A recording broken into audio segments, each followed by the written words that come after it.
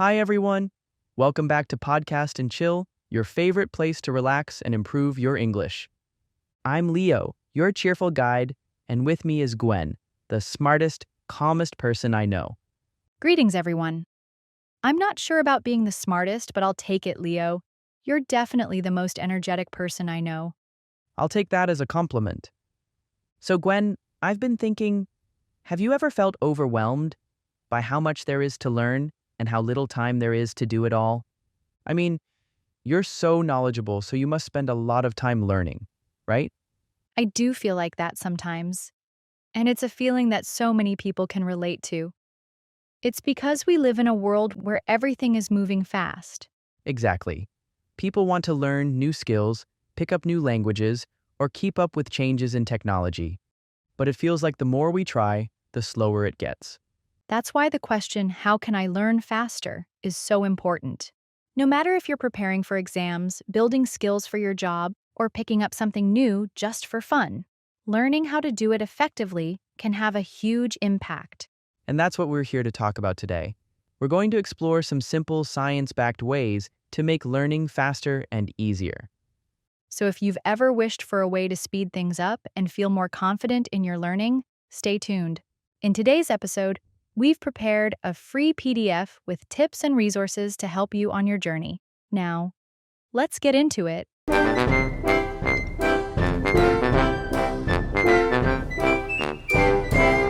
So, Leo, have you ever wondered how our brain actually learns? Definitely. I've always thought it would be amazing if there was a simple way to get smarter faster. Well, the brain actually learns better when we repeat things and connect new information to what we already know. It's like building bridges between ideas. The more you repeat something, the stronger the connection becomes. Like when you keep practicing a song on the guitar until you can play it without thinking. Great example. It's active learning. When we engage with the material, practice, and try to understand it deeply, it helps our brain keep the information for a longer time. Research shows that active learning techniques can strongly improve how well students learn. A study from Harvard University found that students who used active learning methods scored higher on tests than those who learned through traditional lectures. This means that when students participate actively in their learning, they tend to remember more and understand better. That's actually positive. Instead of just reading something once and hoping it sticks to our mind, we need to keep going over it, right? Yes, that's where spaced repetition comes in. Instead of cramming, you can review what you learned at regular intervals, like after a day, then a few days later. That sounds much better than staying up all night before a test. Yep, you can use tools like flashcards or apps like Quizlet or Anki to make spaced repetition easier. They help you practice in a smarter way. So, the key is don't rush it. Being hasty doesn't make you smarter.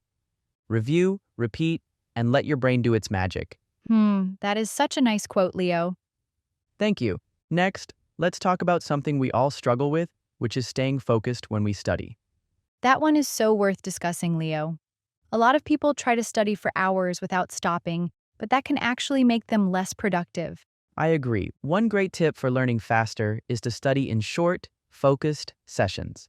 Yeah. Have you heard of the Pomodoro technique? Is it the method where one studies for 25 minutes and then take a 5-minute break? Exactly. It's a simple method that can really boost our focus and reduces fatigue.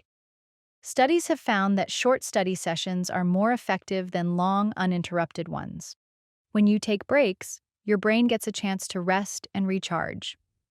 It's like eating a big meal all at once. You might feel sick. But if you eat smaller meals throughout the day, you feel much better. Overall, Pomodoro technique makes studying feel less overwhelming and more manageable. So, if you want to learn faster, give the Pomodoro technique a try. Let's take a look at 5 helpful phrases from today's discussion. Engage with, to actively connect with or involve yourself in something. Example, to learn better, try to engage with the text by asking questions as you read. Participate in, to take part in an activity or event. Example, If you participate in group discussions, you'll improve your speaking skills faster. Stick to the mind. Easy to remember. Example. That funny story always sticks to my mind, so I'll never forget it. Go over something. To review or check something carefully. Example. Before the exam, go over your notes one more time to feel prepared. Cramming. Trying to learn a lot in a short time, usually before an exam. Example. I didn't study all week, so now I'm cramming the night before the test. Now let's move on to some questions to help you understand today's topic. Question 1. How does the brain learn better?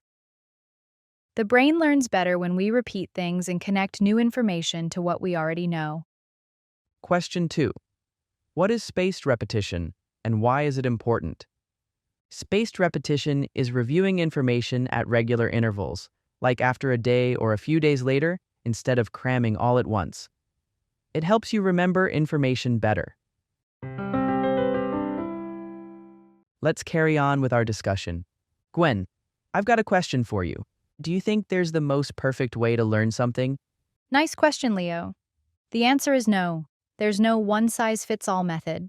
But mixing up your learning methods can make a big difference. Mixing it up? Like how? Well, instead of just reading a book, try adding other ways to learn. Watch a video, listen to a podcast, or even practice what you've learned in real life. Like how my friend reads a book to improve his English, but also listens to podcasts, hear how people speak naturally. Yeah, that's what I mean. Our brain loves variety. When you use different senses like seeing, hearing, or doing, it processes and remembers information faster. That's so cool. So, reading and watching videos together is better than just one of them? Right? It's like giving your brain a workout from all angles. Got it. Now, what about sleep? Everyone says it's important, but does it really help you learn? Absolutely. Sleep is like a save button for your brain. Neuroscience research reveals that when you sleep, your brain sorts out and stores the things you learned during the day. It's like your brain is organizing its files so you can remember them better later on. Wow. So if I don't sleep enough, I might forget what I learned? Exactly. And here's a tip. Studying before bed can help you remember even better. That's good to know. I'll stop scrolling on my phone late at night and try that instead. Smart move, Leo. Now, let's talk about curiosity. Do you frequently ask questions while you're learning? All the time. I can't help it. I'm a curious person. That's great. Being curious and asking questions makes learning more fun and effective. Why does that work, though? Simple. When you're curious, your brain gets excited. Looking for answers keeps your mind active and you remember things better. So, if I stay curious, I'll enjoy learning more? You got it right. When you're curious, learning becomes a joy. Learning is just about gaining knowledge and finding answers. It's a refreshing journey of exploring and discovering new things. I love that. It makes learning feel like an adventure. It really is. Finally, let's remind our listeners. Try different learning methods, get enough sleep, and stay curious. These simple tips can make a huge difference. And they're easy to start too. Maybe try one today, like watching a video about something you're learning or going to bed earlier. Perfect advice, Leo. Learning faster doesn't mean rushing. It's about using your time and energy wisely. Let's all give it a try. If you have tips or questions about learning faster, let us know in the comments below. Now, let's move on to discuss some useful phrases in today's episode. Carry on. To continue doing something. Example, Lisa carries on working after eating dinner. Mix up. To combine or change the usual order of things. Example, don't just read textbooks. Mix up your learning by watching videos and listening to podcasts. Sort out. To organize or solve a problem. Example, after studying all day, my brain needs sleep to sort out everything I learned. Stay curious. To keep wanting to learn or know more about something. Example, if you stay curious about a topic, you'll enjoy learning it even more. Give it a try. To try or test something new. Example, I've never used flashcards before, but I'll give it a try to see if they help me remember better. Gwen, let's jump into some questions for our listeners. Question 1. How do you stay curious when learning something new? That's an important skill to develop. I try to ask myself why or how as much as possible, as it keeps me interested and wanting to dig deeper. Exactly. And I also try to imagine how I can apply what I'm learning in the real world. Question 2. How do you deal with distractions when studying or working? Hmm, that can be tough. I usually set a timer for 1 hour to stay focused, and I put my phone away during that time. Good strategy. I also find that listening to calming music or working in a quiet place helps me concentrate better.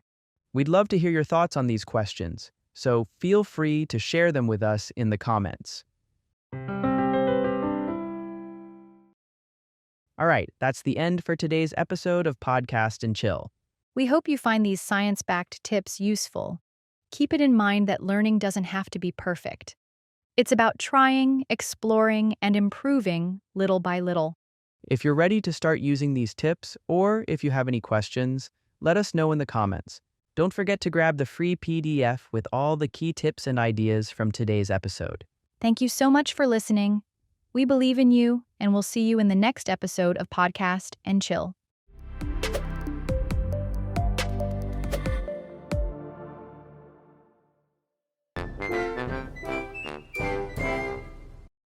Hey Gwen, do you remember when you first started learning English? I definitely do. I had no idea how to say simple things like ordering food or even saying hello properly. Yeah, I know the feeling. I remember being so nervous to speak, afraid I'd make a mistake and everyone would laugh. But guess what? It happens to all of us. And honestly, that's kind of the beauty of learning a new language, right? Exactly. It's a challenge for sure, but it's also a huge adventure. And trust us, you're not the only one facing it. Welcome to Podcast and Chill on the Learning English podcast channel. I'm Leo. And I'm Gwen. Today's topic is English is not my first language. In this episode, we'll explore the struggles that non-native speakers face when learning English. You might even find yourself nodding along because, spoiler alert, this is something everyone deals with. In today's episode, we've also prepared a free PDF with tips and useful vocabulary to help you on your journey. Make sure to check it out in the description box or the comment section. Now, let's get into it.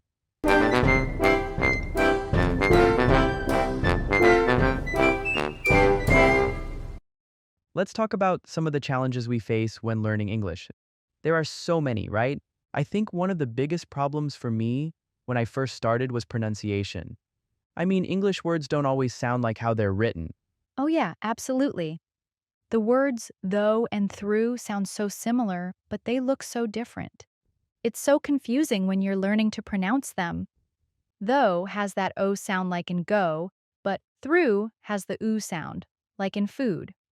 I know what you mean, and don't even get me started on comb and bomb. Comb has that silent B, but bomb has a clear B sound. Why are English words like this? Exactly. It can be really frustrating for anyone learning English. The pronunciation can be tricky because the rules don't always match what we see written. There are so many words that look easy, but when you try to say them, they don't sound like you expect. And then there's grammar. Sometimes I'd mix up verb tenses or forget to add s at the end of a word in the present tense. I'm sure a lot of learners feel the same way. I agree. The grammar rules can be overwhelming, especially when you're still getting used to things like articles or when to use do in questions. It's easy to get confused, but honestly, it gets easier with practice. The more you hear it, the more you get used to the patterns. Right? And there's something else many people struggle with: the fear of making mistakes. I know I was terrified to speak at first because I thought everyone would judge me. Oh, I've been there too. It's really common, particularly when you're in a situation where you have to speak English, like in class or at work. But the truth is, everyone makes mistakes when learning something new. It's just part of the process. That's a good point. In fact, mistakes are actually a great thing. They help you learn. According to a research in Science Daily, Mistakes are a normal and helpful part of learning because they give us a chance to understand and fix our mistakes, which helps us get better. Every time you make a mistake, you're one step closer to getting it right. If you're not making mistakes, it probably means you're not challenging yourself enough. Very true. So instead of feeling embarrassed, try to see your mistakes as opportunities. It's okay if you don't get everything perfect. Trust me, even native speakers make mistakes sometimes.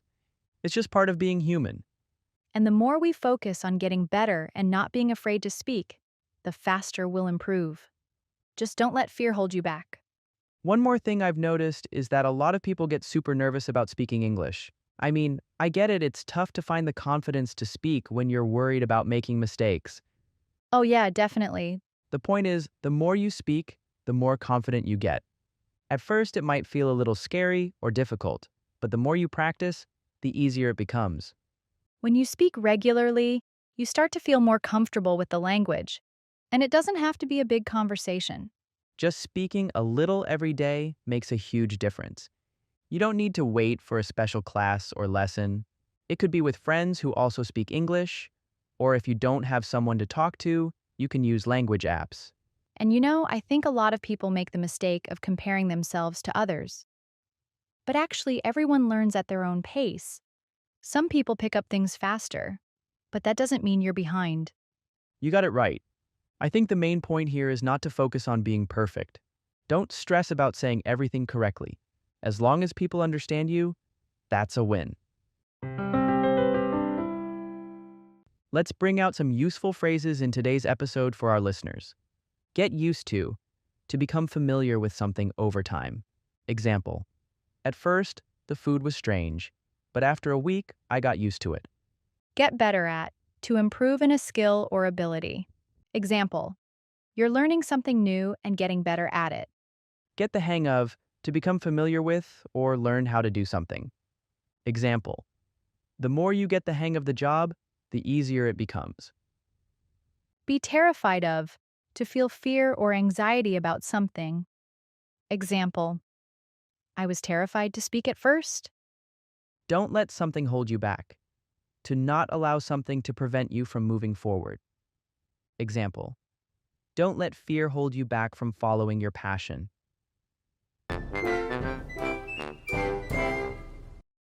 Let's move on to some questions for today's topic. Question 1. What are some common challenges when learning English? Common challenges include pronunciation, where words may not sound like how they are written. There's also grammar, where people mix up verb tenses or forget small details, like adding s to the present tense. Question 2. How do mistakes help in learning English? Mistakes are helpful because they give us a chance to understand and correct our errors, which helps us improve. Every mistake means we're one step closer to getting it right. So, Gwen, one thing I've noticed about learning English, or any language, is how much it opens up your world. Not just in speaking, but in connecting with others too. I agree. Being multilingual is such a big advantage. It's not just about knowing more words, but about being able to communicate with so many more people, right? Yep, you can make friends, work with people from different countries, and even travel with more confidence. Imagine going to a new place and being able to speak with locals in their language. It's such a powerful feeling. Knowing multiple languages can also open up job opportunities too. You can work with international companies or even teach languages, which is pretty cool. Yeah, it's like you're giving yourself more doors to walk through. And the best part? You're also improving your thinking skills. That's right. When you learn more than one language, your brain gets stronger. You start to think more flexibly because you can switch between different ways of thinking. It's like a workout for your brain. Yes. And that kind of skill can really help in everyday life too. You become better at solving problems, thinking quickly, and even understanding people better. I've also discovered another well-known fact. When it comes to English, a lot of learners worry about sounding like a native speaker. But honestly, I think that's not the most important thing. Absolutely. Your accent is part of who you are. It's a personal thing that makes you unique. There's no need to sound like someone else just to speak English well.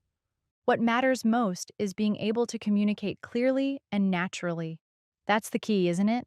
Yes, no one's expecting you to have perfect pronunciation. What's important is that people understand you and that you can get your point across. So, embrace your accent. It's part of your identity, and it's something to be proud of. And if you want to improve your English skills, there are some fun ways to do it. Oh, definitely. One of my favorite things to do is watching movies in English. Through that, I can pick up new words, learn how to pronounce better, and get used to how people speak naturally. I love that. And if you enjoy podcasts, that's another great way to learn. You can listen to different topics, get new vocabulary, and just get used to hearing the language. Exactly. And writing can help too. Keeping a journal or writing notes in English is a great way to practice. You don't need to write long paragraphs. Just write a few sentences a day, and you'll see progress. And finally, what is the most important thing? Celebrate your progress, no matter how small. Yes, Even if you understand just a little bit more today than yesterday, that's progress. You're learning, and that's amazing. don't forget to see how far you've come. Every step you take is a victory. So, keep going and don't get upset, because you are moving closer to miracles. Keep in mind that it's not about being perfect. It's about enjoying the journey and making progress. Keep practicing, keep learning, and before you know it, you'll be so much more confident in your English skills. All right, now let's bring out some useful phrases in today's episode for our listeners. Get your point across. To communicate your message clearly. Example: when you explain something to your friend, try to speak slowly so you can get your point across clearly. Open up your world to give you more opportunities or make things easier to understand. Example: learning English will open up your world and help you make friends from different countries. Powerful feeling, a strong emotional experience. Example: winning the race was a powerful feeling. I was so happy and proud of myself. Brain workout: exercising your brain by learning or thinking in different ways. Example: doing puzzles every day is a great brain workout. It helps me think better. Celebrate your progress. To recognize and feel happy about how much you've improved. Example: you should celebrate your progress in learning English, even if you just learned a few new words today. Now let's move on to some questions to help you understand today's topic. Question 3. How does learning more than one language improve your thinking skills? Learning multiple languages makes your brain stronger by helping you think more flexibly. It's like a workout for your brain because you can switch between different ways of thinking. Question 4. Why is it okay to have an accent when speaking English? Your accent is part of who you are, and it makes you unique. Dear listeners, what do you think? We'd love to hear your thoughts on these questions, so feel free to share them with us in the comments. Well, that's it for today's episode. Remember, your English doesn't have to be perfect right away. The most important thing is to start and believe in yourself. Just keep going, and you'll see how much you can achieve. Thank you so much for listening. We truly believe in you. Keep practicing, keep learning, and we'll catch you in the next podcast.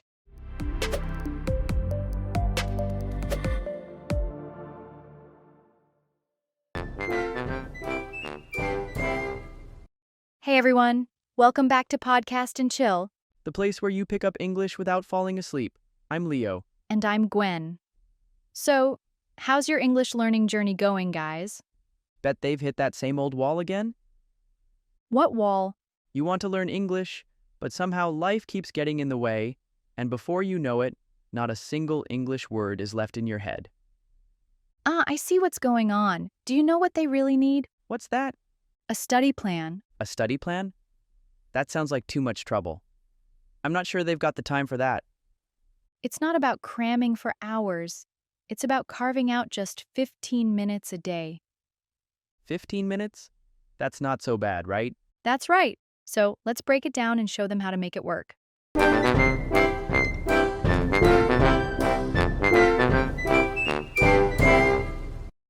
So what's the first step of the plan? First things first, we need to kick things off with a quick warm-up. It'll only take about 3 minutes. How exactly can someone warm up for a study plan? Should I stand up and stretch or something? Not a bad idea, but by warm up, I mean doing a quick vocab activity. All right, I'm all ears. For the warm-up, pick out 5 words to focus on. Why just 5? Why not go big with 20 or even 50? Because 5 is more manageable. How manageable are we talking about here? According to psychologist Miller's famous study, the brain can juggle 5 to 9 pieces of new info at once effectively.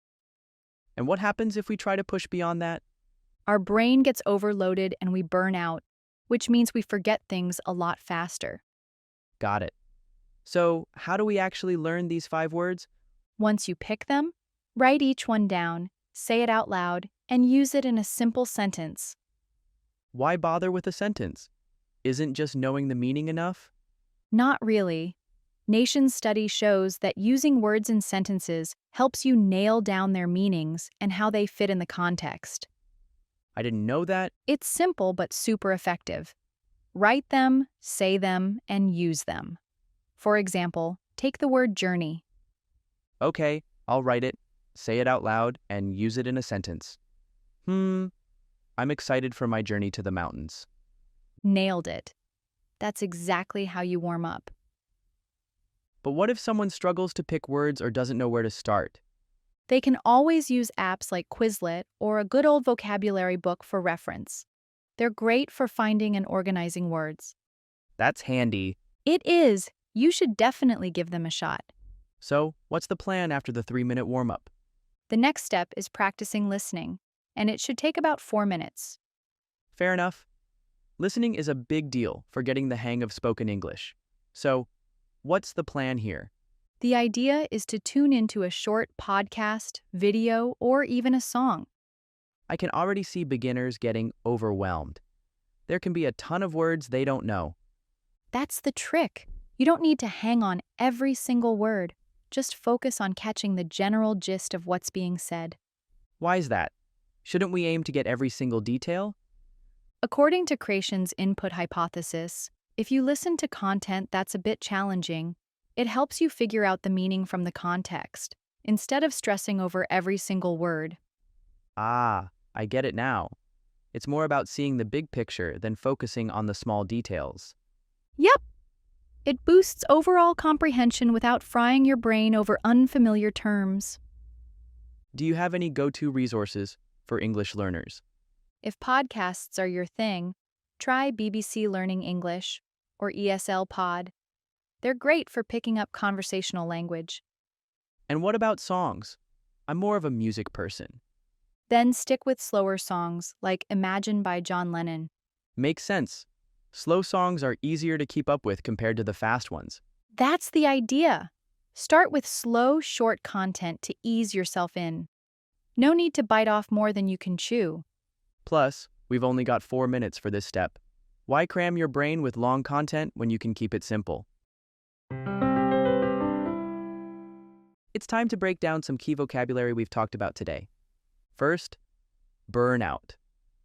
It means to become extremely tired or exhausted, especially from overworking. For example, if you don't take breaks, you might burn out from the pressure. Second, nail down. It means to successfully complete or clarify something. For example, we need to nail down the details of the event before we send the invitations. Third, give something a shot. It means to try something, often without knowing the outcome. For example, I've never tried cooking Indian food, but I'll give it a shot. Fourth, hang on something. It means to depend on something or wait for something important. For example, she's hanging on the news about her job application. Finally, bite more than one can chew. It means to take on more responsibility or tasks than one can handle. For example, he bit off more than he could chew by agreeing to manage both projects at the same time. Now, let's discuss 2 questions about our topic. I'm ready. What do you have for me? The first question is, Why is it important to keep the warm-up short and focus on just 5 words? It's because 5 words are easier to manage. Our brain can handle 5 to 9 pieces of new information at once. Any more, and it gets overloaded. Great answer. The second question is, how can we make the most out of the listening practice? By focusing on the general meaning instead of getting stuck on every word, it helps improve comprehension without overwhelming you. Good job. What about you, listeners? Share your thoughts in the comment section below. Now that we've ticked off listening practice, let's move on to speaking. How long should we spend on speaking? For a 15-minute study plan, one should spend 4 minutes speaking. What can we do in 4 minutes? More than you expect, yet simpler than you think. All you have to do is practice speaking aloud. That's it? Yep, that's it. Start by talking about your day or answering a few easy questions. Like what? Well, try things like, what did you do today? Or, what are your plans for tomorrow? How does answering basic questions help? The goal is just to get into the habit of speaking in English. But how do I know if I'm saying things right? Great question. If you can, record yourself. Listening to my own voice sounds so awkward. I get it. You'll probably cringe at first, but trust me, it's a game changer. You'll pick up on mistakes and know what to improve. Oh, I see. So if something sounds off, I can straighten it out next time? Exactly. Plus, there's research by Horwitz that says recording yourself not only sharpens pronunciation, but also eases speaking anxiety. So I'm boosting not only my speaking skills, but also my confidence? Yep, it's like hitting 2 birds with 1 stone. We still have 4 minutes left in the plan. What do we do next? Next, we should spend another 2 minutes brushing up on our reading skills. Oh, reading. This one's really important for improving our vocabulary and pronunciation. What do we do in this step then? With just 2 minutes, you can dive into a short paragraph. Where can I find a short paragraph?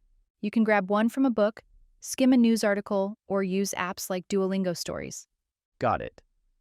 How does this help exactly? The goal is to focus on your pronunciation and understanding of the text. Should I keep it quiet or read it out loud? Read out loud for sure. It'll help you get the hang of English sounds and boost your fluency. Makes sense. Anything else I should keep in mind? Don't just stick to the words. You should make sure you're soaking up the meaning too. Got it. But what if I stumble across a word I don't know? If you come across a word you don't know, look it up and add it to your vocabulary list. That way, you're building your word bank and sharpening your understanding at the same time. Ah, now I see how it all clicks. But don't go overboard looking up every single word. Just stick to 1 or 2 unfamiliar ones. Why? Otherwise, you'll run out of time and brain power. Noted.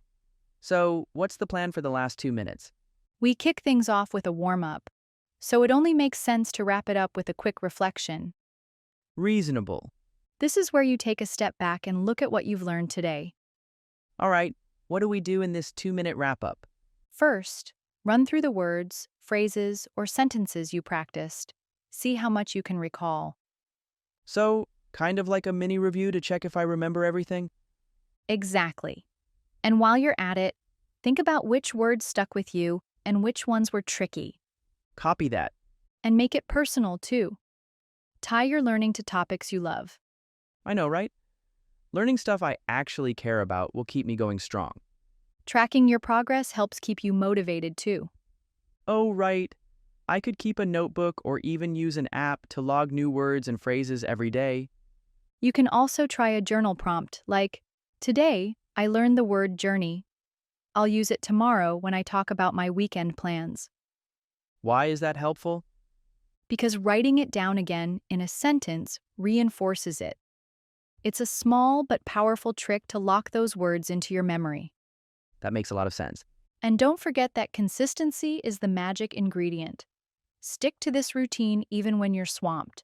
Got it. So, everyone, take our advice and keep at it. Hey, Gwen, Let's go over some more phrases today. First, dive into something. It means to start something with a lot of energy and enthusiasm. For example, I'm excited to dive into this new book this weekend. Second, get the hang of something. It means to learn how to do something or become good at it. For example, it took me a while to get the hang of driving, but now it's easy. Third, stumble across something. It means to find something by chance or unexpectedly. For example, I stumbled across an old photo album while cleaning out the closet. Fourth, look up something. It means to search for information about something. For example, I need to look up the address of the restaurant before we leave. Finally, run out of something. It means to use all of something so that there is none left. For example, we ran out of milk, so I need to go to the store. Now, let's discuss 2 more questions about our topic. I'm all ears. What's the first question? Why is it important to practice speaking? It's important because it helps you develop the habit of speaking in English without feeling overwhelmed. Good point. Do you have a question for me? Sure. Why do you think it's important to reflect on what you've learned? Reflecting lets you look back at the words or phrases you practiced and see how much you've remembered. It also helps you figure out what you still need to work on. Good answer. What are your answers, listeners? Share your thoughts in the comment section below. So, we've covered a lot today, Leo. How are you feeling? Honestly, I'm feeling pretty good. It doesn't seem so hard to squeeze all this into my day. Right? Just 15 minutes a day can really make a big difference in your English journey. First, we start off with a 3-minute warm-up with some vocabulary. Then we move on to a 4-minute listening practice. After that, we continue with a 4-minute speaking practice. Make sure to include a 2-minute reading practice. And last but not least, don't forget to bring everything to a close with a 2-minute wrap-up. I didn't realize it could be that simple. I always thought I had to study for hours. It's all about being consistent. Those 15 minutes will add up, and you'll start seeing real progress. I can totally do that. I'm sticking to it. And so can our listeners. So, what do you think about this 15-minute study plan? Does it sound doable to you? Drop us a comment and let us know. This is Podcast and Chill. I'm Leo. And I'm Gwen. Thanks for tuning in. See you in our next episode.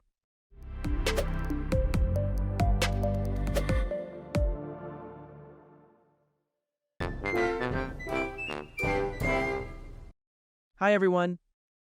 Welcome back to Podcast and Chill, your favorite spot to relax and learn English. And as always, I'm joined by the brilliant Gwen. How's it going, Gwen? I'm good, Leo.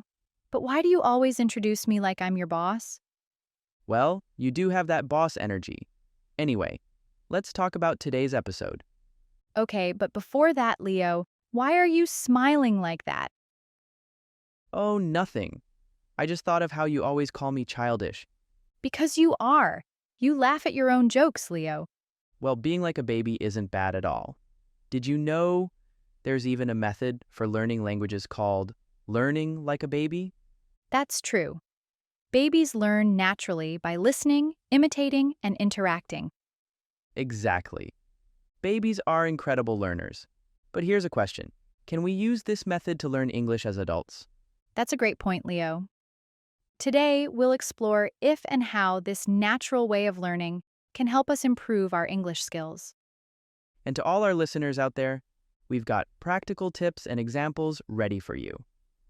Don't forget to grab the free PDF in the description below to follow along with today's episode. So, sit back, relax, and let's answer that question together. Can we really learn English like a baby?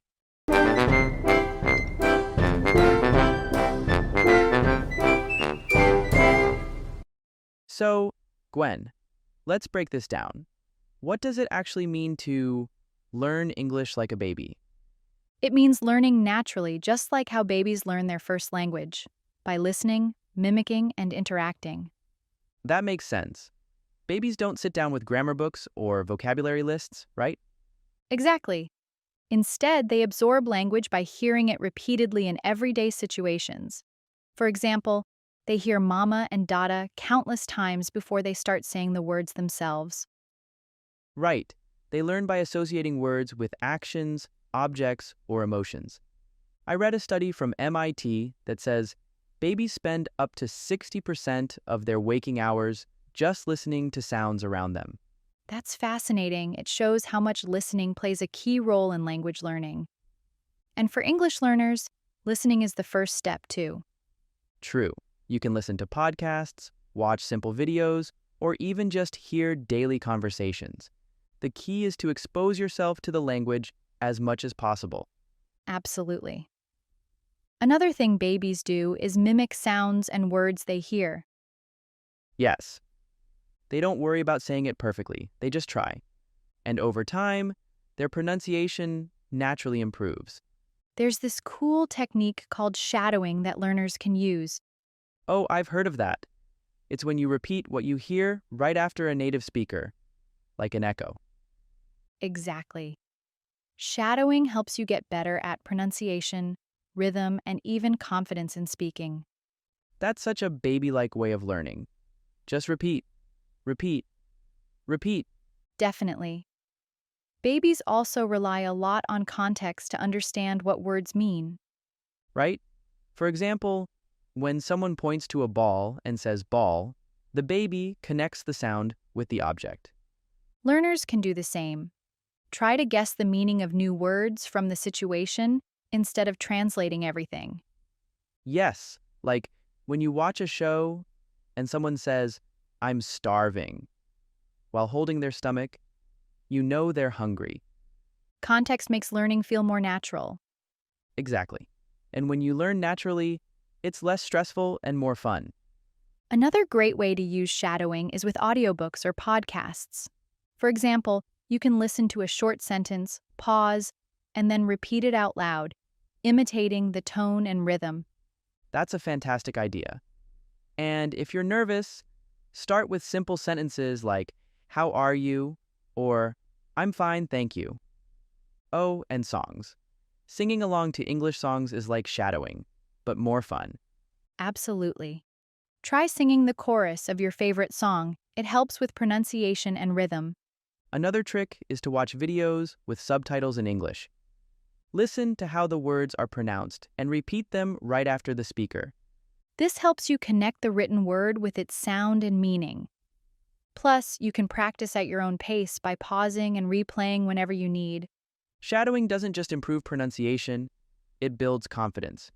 When you hear yourself speaking like a native speaker, it's super motivating. And remember, repetition is key. The more you repeat, the better you'll get. That's true for babies and adults alike. Speaking of shadowing, there are some fantastic YouTube channels that can help you practice this method. If you want us to recommend specific channels for shadowing, let us know in the comments. We'll be happy to share our favorite resources and help you get started on your shadowing journey.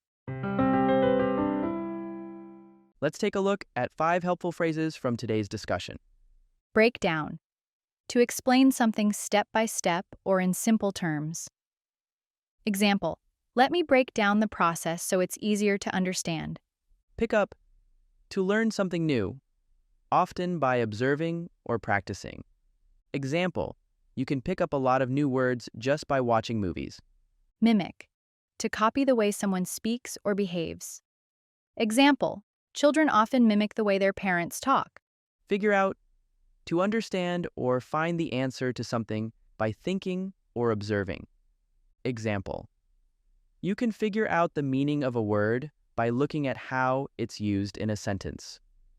Repetition. Doing something over and over to improve. Example, repetition is key to mastering pronunciation in English. Now let's move on to some questions to help you understand today's topic. Question 1. How can shadowing help improve your English? Shadowing trains your ear to recognize native-like pronunciation and helps build speaking confidence. Question 2. Why is repetition important in language learning? Repetition helps you remember new words and phrases, making them easier to use in conversation. What about you? Which method do you think works best for learning English? Let us know in the comments below.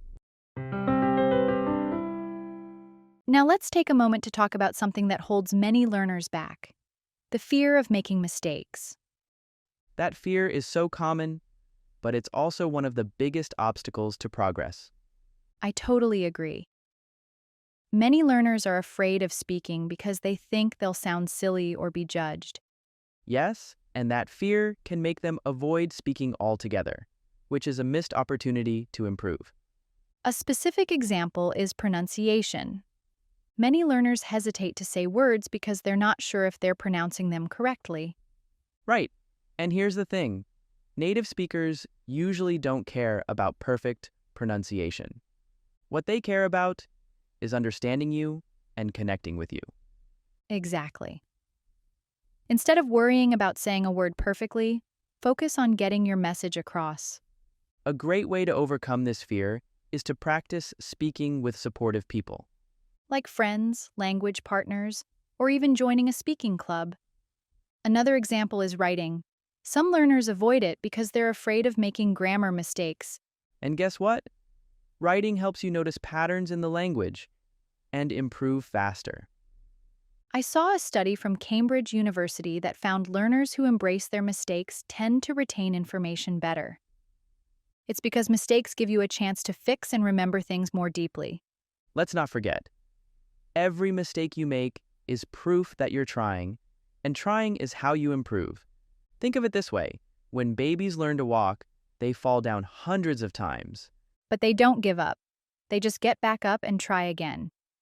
Don't be afraid to stumble in English. Instead, ask yourself, what can I learn from this mistake? And celebrate the fact that you're learning something new, Another great thing about babies is how much they repeat things. right? They'll say the same word or phrase over and over until it sticks. And repetition works for adults too. For example, practice saying, "How are you?" and "I'm fine, thank you," until it feels natural. You can also use repetition with shadowing. Like we mentioned earlier, try repeating after podcasts, audiobooks, or even songs. Did you know that repetition also strengthens your brain? That's true. Neuroscience research shows that repeating actions or words creates stronger neural connections, making it easier to remember. Another tip is immersion. Surround yourself with English through daily activities. For example, set your phone or computer language to English. Or join online communities where people only communicate in English. Immersion helps you think in English instead of translating from your native language. Another fun fact: children learn faster when they feel relaxed and happy. That's why making learning enjoyable is so important for adults too. Yes. Try watching comedy shows or listening to funny podcasts. It makes the process so much more enjoyable. The more fun you have, the more likely you are to stick with it. Remember, learning English like a baby isn't just a technique, it's a mindset. So, take small steps, enjoy the process, and don't be afraid to make mistakes. If you have tips or questions about learning English, let us know in the comments below. Gwen, let's highlight 5 useful phrases from today's discussion. Overcome fear, to successfully deal with or control your fear. Example: practicing with a friend can help you overcome fear of speaking English. Get your message across. To make people understand what you're trying to say. Example: even if your grammar isn't perfect, focus on getting your message across. Embrace mistakes, to accept your mistakes as part of the learning process. Example: when you embrace mistakes, you learn faster and feel more confident. Supportive environment, a place or group of people that encourages and helps you. Example: joining a supportive environment like a language club can make learning more enjoyable. Take it one step at a time. To focus on doing one small thing at a time instead of trying to do everything at once. Example, if you feel overwhelmed by learning English, take it one step at a time. Gwen, let's jump into some questions for our listeners. Question 1. How can embracing mistakes help you in learning English? That's a good question. Well, I think it's because mistakes show us what we need to work on. And honestly, not being afraid of making them makes learning fun. Agreed. Plus, every mistake you make is an opportunity to improve. Question 2. What's one small step you can take today to improve your English? For me, it's practicing one sentence out loud every day. That's a good one. I think listening to a short podcast or a song could be another easy step. And what about our listeners? What's your small step for today? Let us know in the comments. We'd love to hear your ideas. All right, that's it for today's episode of Podcast and Chill. We hope you're excited to try learning English like a baby, listening, mimicking, and embracing mistakes. Remember, babies don't worry about getting everything perfect. They just try. And that's what helps them grow. If you're ready to start shadowing or want tips to create your own English environment, let us know in the comments. Don't forget to check out the free PDF with all the key phrases and tips from today's episode. Thank you for listening, and we'll see you in the next episode of Podcast and Chill. Keep learning, stay curious, and remember, learning like a baby is the most natural way to grow.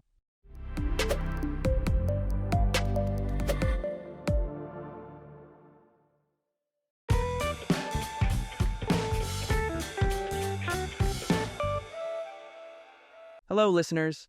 I'm happy to see you again. Welcome to the 8-Minute English Podcast series on the Learn English Podcast channel. I'm your host, Nathan. It's great to have you here with us again. What do you think self-study is? And is it studying a subject or a language by yourself? Yes, it is. But it's more than that. Self-study is something you need to do regularly. You have to practice every day. It's also something you need to learn how to do. Today, we have a conversation between Jasmine, a new member of the school club, and Sharon, the club's former leader. They will talk about how to focus on self-study and keep it going. We've prepared a special free PDF for this episode, full of tips and words to help you learn better. Don't forget to check it out. Let's get started right now.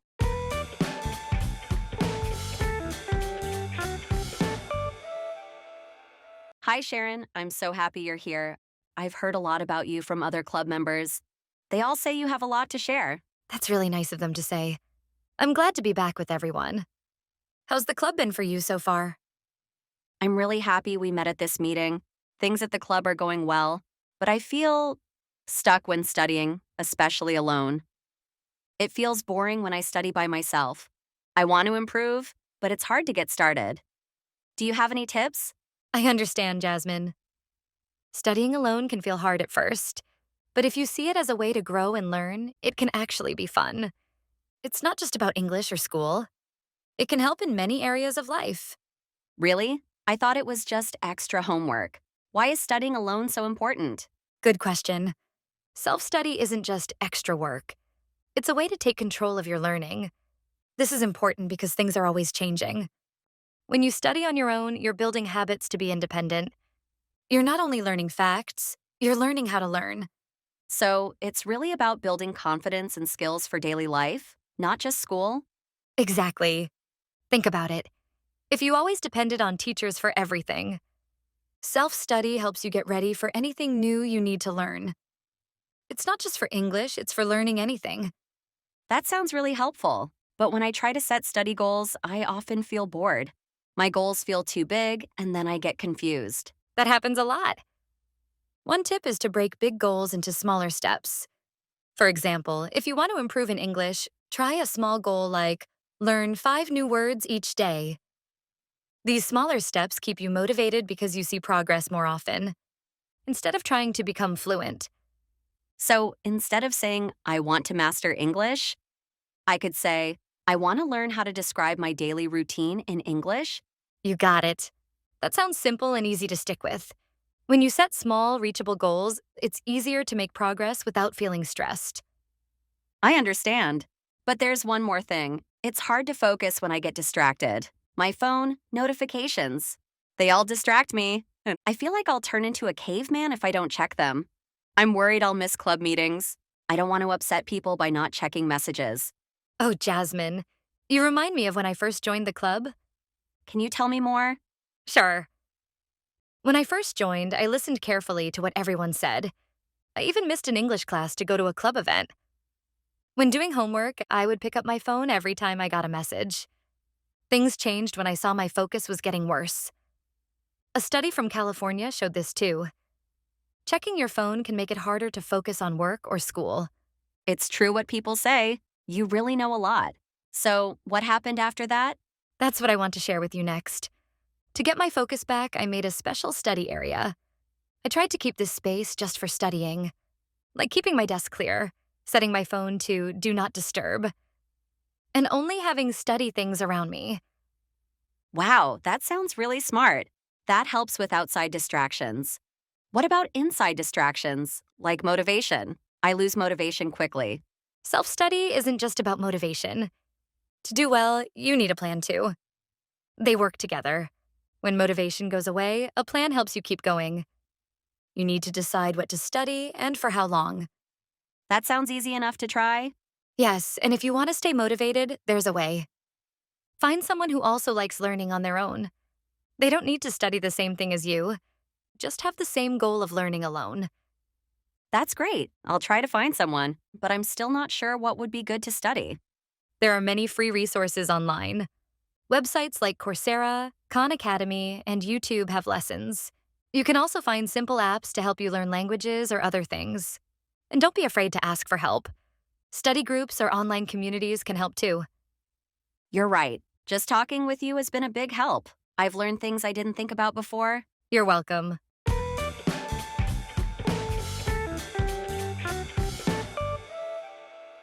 Let's learn some useful words with me now. First, we have realize. It means to understand something clearly. Sharon started to realize that studying in a quiet place helps her focus. Now let's look at confidence. This word means feeling sure that you can do something well. We can feel more confident when we practice self-study every day. Next, we have notification. It's a message sent to your phone or computer. Jasmine finds her phone notifications distracting when she studies. Have you heard this word? Concentrate. This verb means to focus. Jasmine finds it hard to concentrate when she gets distracted. Lastly, we have motivated. It means having a strong reason to do something. Smaller goals help Jasmine stay motivated in her studies. You can write down these words to learn them easily.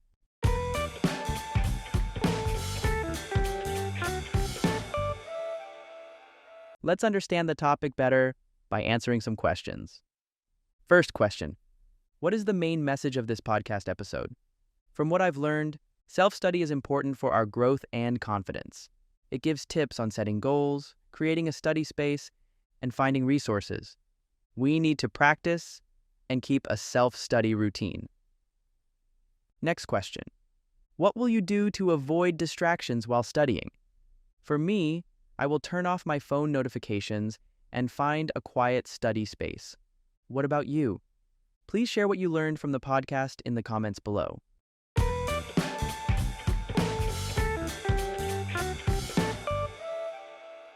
Before ending today's podcast, I'll share some useful information about the topic. There's a famous study that shows our brains work better with focused study times. It's called the Pomodoro technique. This method was created by Francesco Cirillo in the 1980s, and it really works. Here's how it works. You study for 25 minutes and then take a short 5-minute break. After you do this 4 times, you can take a longer break of 15 to 30 minutes. Try this method when you study alone, then come back here and tell us how it went. I'd love to hear from you. We've come to the end of today's podcast. I hope you can use the advice from this episode in your life. It will make things better for you. Trust me, self-study is not hard. The hard part is keeping it going until we see good results. Stay healthy and keep up your self-study routine. Goodbye, and see you in the next episode.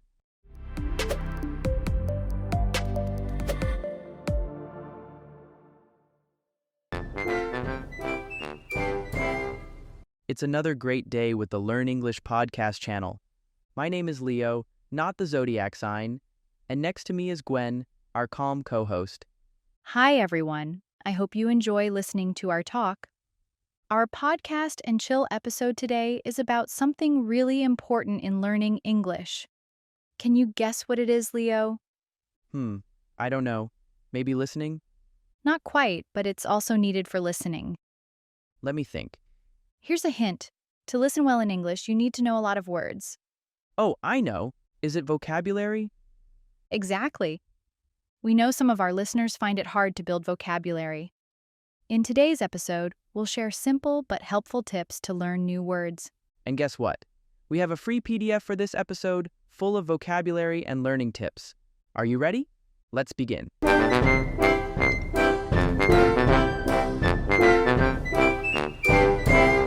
If you've been learning English for a while, you might wonder, why is learning new words so hard? That's actually common among English beginners. The first reason is a lot of people just memorize words. They think, I'll learn a bunch of words quickly. But the problem is, if you don't use them, you'll forget them. Also, some people feel shy or afraid to make mistakes when using new words. They worry they'll say the wrong thing, so they don't try. Some even feel like they're just stuck using the same words again and again. It often happens because they focus mostly on grammar. Vocabulary practice gets left behind. And not knowing enough words can be a big problem in real life. Imagine, for example, you're traveling abroad. You want to order food, but you don't know the words on the menu. It feels frustrating, maybe even embarrassing. Yes, or let's say you're in a meeting at work. Everyone's speaking fast, using business words you don't understand. That can make you feel nervous or unsure about speaking up. It's totally normal to feel unsure when you don't know the right words. Absolutely. In our next part, we'll share some simple tips to grow your vocabulary. First up, start with what you already know. Learning new words can be difficult, but it's easier if you start with words you already know. That's right. Begin with familiar words and try to add from there. Let's say you already know the word happy. From there, you can learn similar words like joyful and cheerful. This way, you're connecting new words with something you already understand. It's like building blocks. The more you add, the stronger your vocabulary gets. Plus, it helps you use the words in the right situations. So, always start with what you know and slowly expand. Next tip, read more often. Reading is one of the best ways to grow your vocabulary. Yes, and you don't need to read hard books. Choose things that are right for your level so you don't feel lost.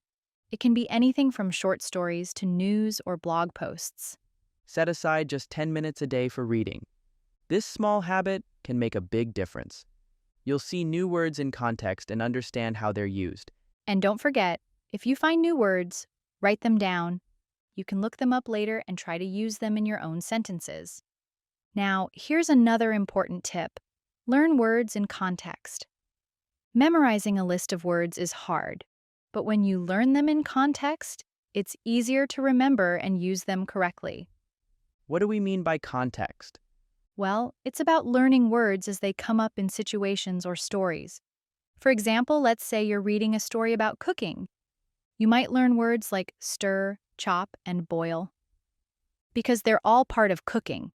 Instead of just memorizing the word boil alone, you see it in a sentence. Like, she boiled water to make pasta.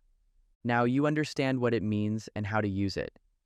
So learning in context helps because you get a full picture of the word, not just its meaning.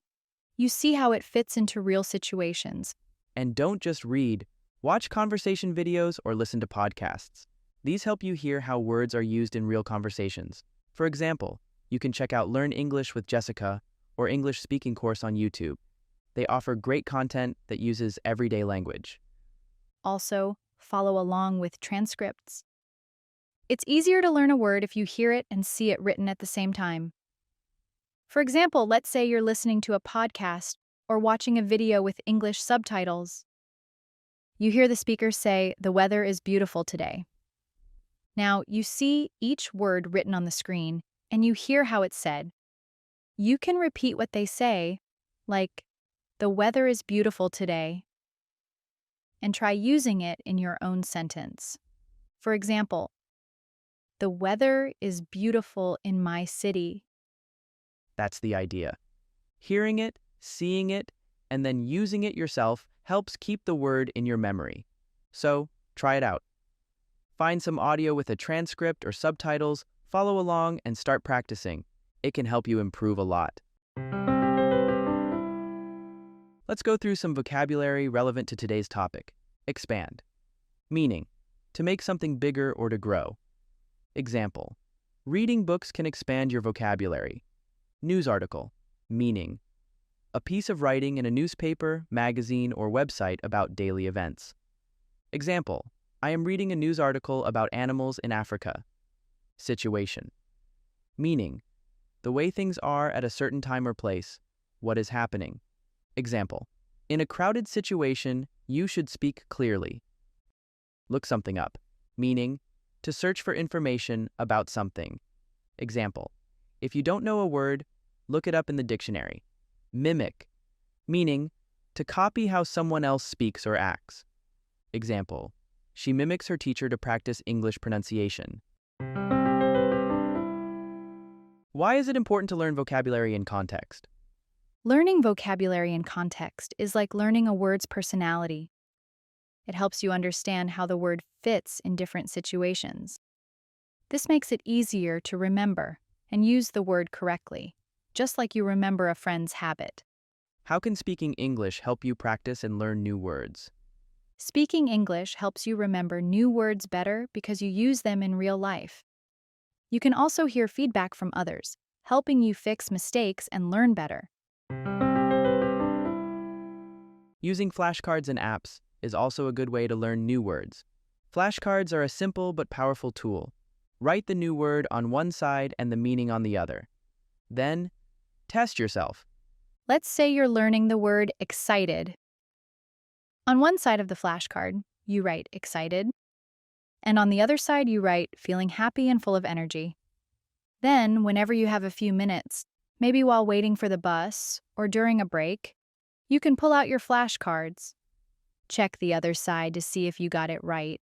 And if you like technology, there are great vocabulary apps like Anki and Quizlet. These apps make learning more fun with games and quizzes so you don't get bored. Yeah, apps make it easy to learn anytime. Plus, you can use them anywhere, on the bus, during lunch, or before bed. Yeah, I love how easy they are to use. Next up, let's talk about practicing speaking and writing. Learning words isn't just about memorizing them. You need to use them in real life. Try using new words in your daily conversations. Don't worry about making mistakes, it's part of the learning process. For example, you just learned the word delicious. You could practice by using it in your daily conversations. If you're eating a meal, you might say, "This pizza is delicious." Or if you're at home and there's no one around, you can still practice. Just talk to yourself. You could say, "My coffee tastes delicious today," even if you're the only one listening. It still counts as practice. And here's another tip: keep a journal. Write down new words and make sentences with them. This way, you're not just memorizing, you're using them in writing. That's a great idea. Speaking and writing make the words stick better. Now for our last tip, review and repeat. Learning vocabulary isn't something you do only once. You need to review new words often. The more you see the words, the easier they are to remember. And it's easy to forget them if you don't review often. Set aside a few minutes each day to go over the words you've learned. You could even make it part of your daily routine, like while you're having breakfast or before you sleep. Another idea is to set reminders on your phone. Little alerts can help you remember to review during the day. Yes, review is the secret to long-term memory. Let's go through some vocabulary relevant to today's topic. Actively, meaning doing something with a lot of energy and effort. Example, she listens actively in class to understand everything better. Memorize, meaning to learn something so you can remember it without looking at it. Example, He tries to memorize the lyrics of his favorite song. Mistakes. Meaning, things done in the wrong way or something incorrect. Example: my friend made a few mistakes on her test. Journal. Meaning, a notebook where people write down their thoughts, ideas, or daily events. Example: Jake writes in his journal every evening about his day. Review. Meaning, to look at something again to remember or check it. Example: she reviewed her notes before the test. Why is it important to use new words in sentences when learning them? It helps you understand what they mean and how to use them right. When you practice using new words in your own writing, you're more likely to remember them later. How does keeping a journal help with remembering new words? A journal is a place to write down new words, their meanings, and examples. This helps you learn the words better because you're writing them down and reviewing them. Vocabulary building is a journey, but with these tips, it doesn't have to be hard. Yep, just a little bit of effort each day will make a big difference over time. We hope these tips help you improve your vocabulary. Don't forget to check out our free PDF with vocabulary and tips in the description or comments. Thanks for joining us today. We hope you find these tips helpful and fun. Goodbye, and see you in our next episodes.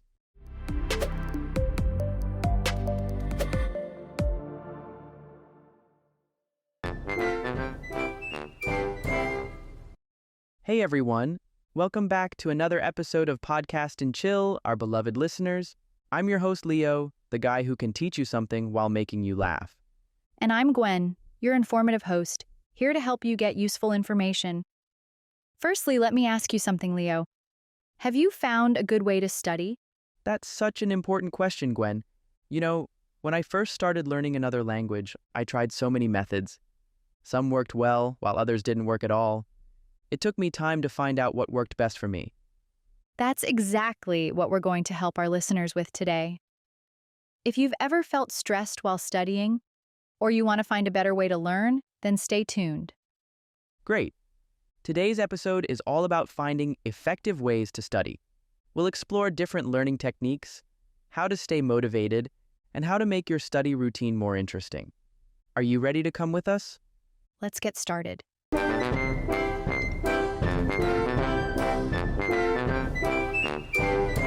The first step to finding a good way to study is to understand how you learn best.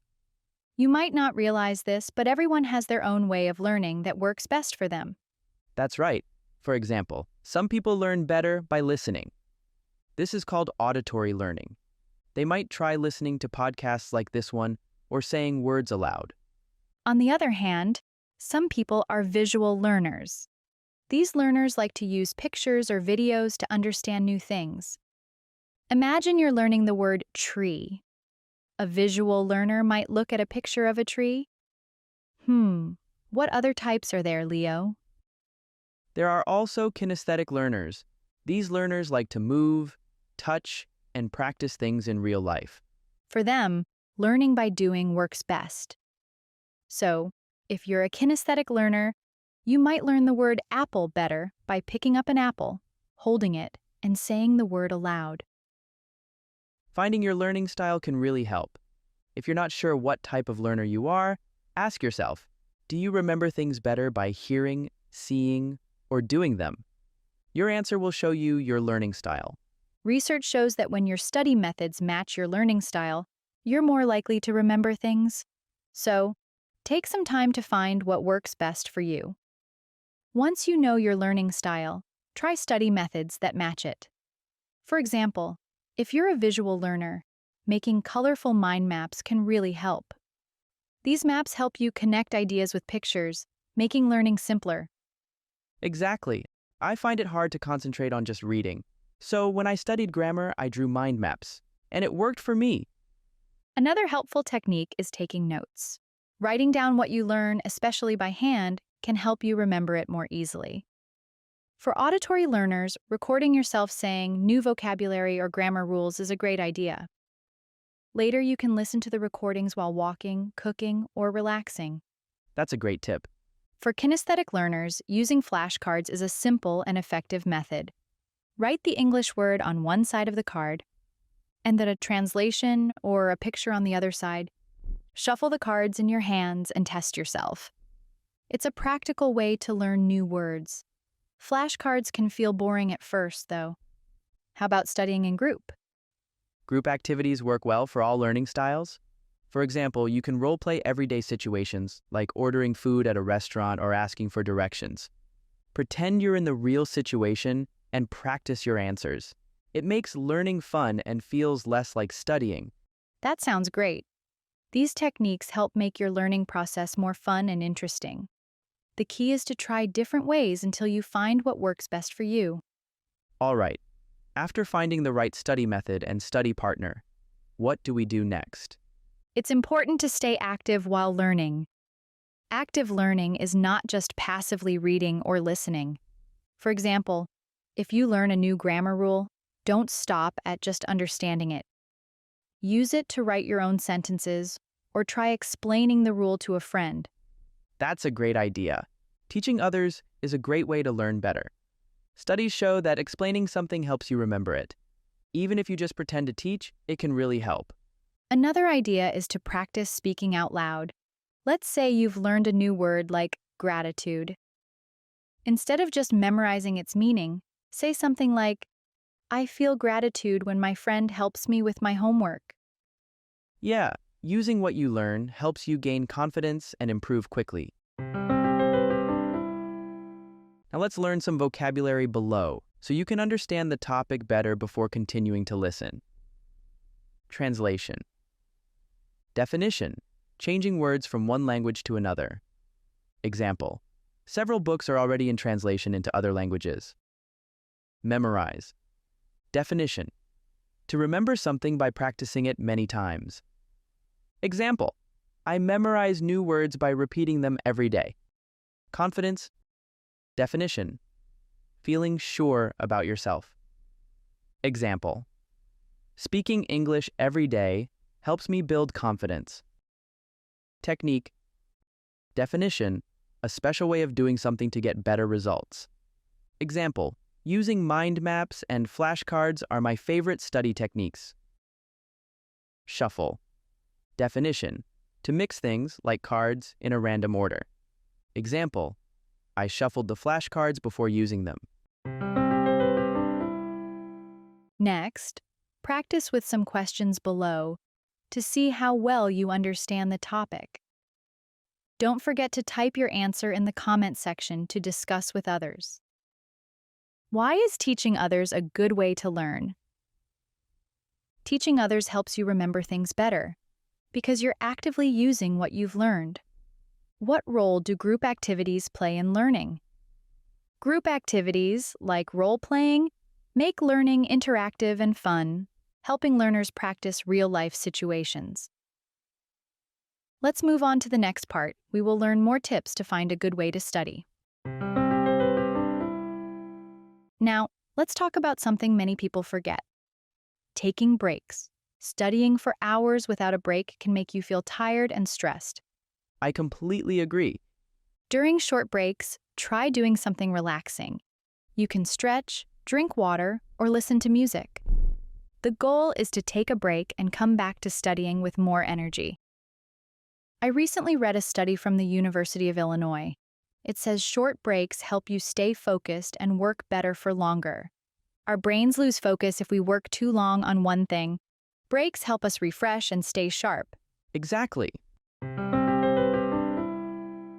The above tips are all very useful. However, I think just studying will be boring, Gwen.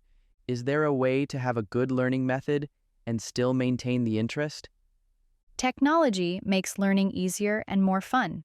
For example, apps like Duolingo and Quizlet are great for practicing vocabulary and grammar. Both apps are easy to use and let you learn at your own speed, whether you have a few minutes or a whole hour. Wow. I also remember another app that helps us remember vocabulary faster. It's because I also learned it before. You guys can try Anki. It's an app that helps you review words at the right time to improve your memory. Good recommendation, Leo. You guys can also watch English videos on platforms like YouTube. Channels that focus on English learning often include subtitles, which makes it easier to follow along. And there's more. Another great way to practice speaking is through language exchange apps like Tandem or HelloTalk. You can connect with native English speakers and have real conversations. You know what, Leo? One mistake many learners make is not reviewing what they've learned. I agree. To truly remember something, you need to review it regularly. For example, if you learn a new word today, review it tomorrow, then again in 3 days, and then a week later. This method helps move information from short-term memory to long-term memory. A simple way to do this is by keeping a small notebook with you. Write down new words or phrases and review them whenever you have a few spare minutes. Yes, reviewing for just 10 minutes a day can really help you learn more. Finally, let's discuss about motivation. What do you think about it, Leo? I think learning a language is a journey, and it's normal to lose your motivation and feel stuck sometimes. To stay motivated, try setting small, achievable goals. That's right. For example, try learning 5 new words a day or completing 1 lesson in your English app. Besides, remember to reward yourself. When you reach a goal, enjoy something you like watching your favorite show or having a yummy snack. It also helps to remind yourself why you're learning English. Maybe you want to travel, get a better job, or make new friends. Keep that goal in mind, and it will keep you going. Remember, every step you take, no matter how small, brings you closer to your goal. We will learn the last 5 words for today. Make sure to learn by heart and practice speaking all of them. Break. Definition: a short pause from work or activity. Example: take a 5-minute break after studying for 25 minutes. Energy. Definition: the strength to do physical or mental activities. Example: drinking water helps boost your energy. Motivation. Definition: the reason or drive to do something. Example: my motivation for learning English is to get a better job. Achieve. Definition: to successfully reach a goal. Example: I achieved my goal of learning 5 new words today.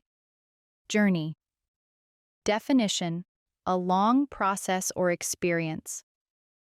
Example: learning a language is a journey, not a race. Please continue to discuss the questions below. I'm sure other listeners would love to read your answers too. Just share your thoughts with us. How can subtitles in videos help English learners? Subtitles make it easier to follow and understand. How can you move information from short-term memory to long-term memory? Review often, like after 1 day, 3 days, and 1 week. That's the end of today's episode, everyone. We hope you can use these tips to study better. Let's keep improving together every day. Don't forget to subscribe to our channel. Also, leave a comment with your questions or ideas for future episodes. See you next time. Goodbye.